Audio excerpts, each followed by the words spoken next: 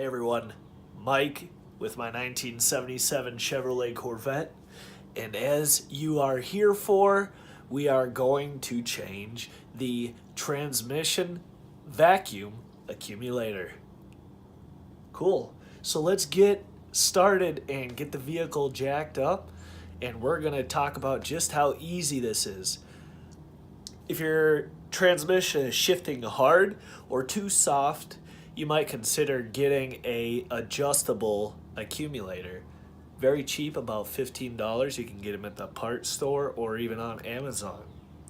Also, if you have a vacuum source which you can't really locate, one of the more common areas, not necessarily resolution, is the vacuum accumulator, or rather the hose that goes from the accumulator, from the TH350 up to the metal line.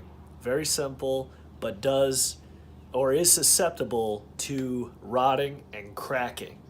Anyway, let's get to it. Right, with the Vette safely jacked up and on stands, I've got two of them. Let's go right after this accumulator. So notice my orientation. I've got the oil pan for engine oil, and then the transmission oil pan got a little bit of drips, but that's fine. She is a driver, not a garage queen. You are going to look up at, facing forward, it would be the top right hand corner of the pan, and you will find the accumulator.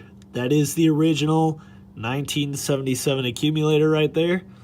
Let's get that replaced. You are going to need just a few tools. There's a retention bolt in there. Aside from that, everything that is included comes with the accumulator kit. You get the new rubber hose and the accumulator, which is a little bit smaller and it looks a lot nicer. Cool. Let's get to what you get in the kit. You get a new section of hose, which we'll end up cutting and using just a piece of it. And you get the new adjustable accumulator. The accumulator is adjusted with a small flathead screwdriver right there on the vacuum nipple. You can wait until it's on the vehicle and then take it for a spin. If you don't like the shift point, too firm, too soft, just pull the hose off and turn that little screw. You're gonna get a softer if you turn counterclockwise or firmer if you turn clockwise. Let's get it in. Make sure that before we get it in, you get a little bit of the hydraulic, or not hydraulic, but transmission fluid on this O-ring for lubrication and better sealing. All right, once you're ready to begin, go ahead and pull that rubber line off. And then we're going to slide the rubber piece completely off because we're replacing it. Again, that is one of the more common pieces to go bad because oil and debris get on it, and over time, in this case over 40 years of wear and tear, that will be a vacuum leak.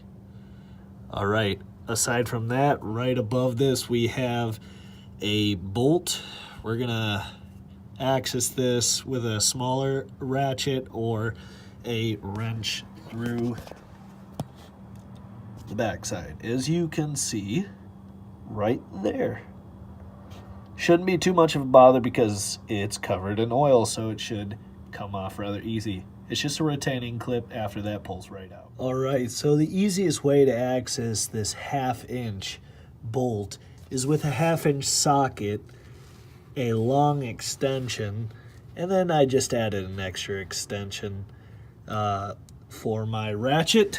And again, we are going to access that bolt, but we are going to come over the crossbeam and hit it straight on.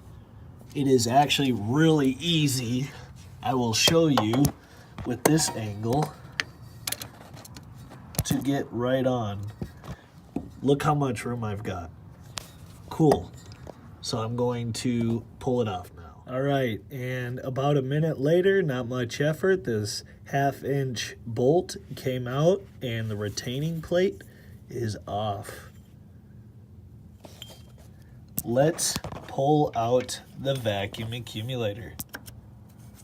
Just like that, no effort at all. It comes out, you just got to get the vacuum line out of the way.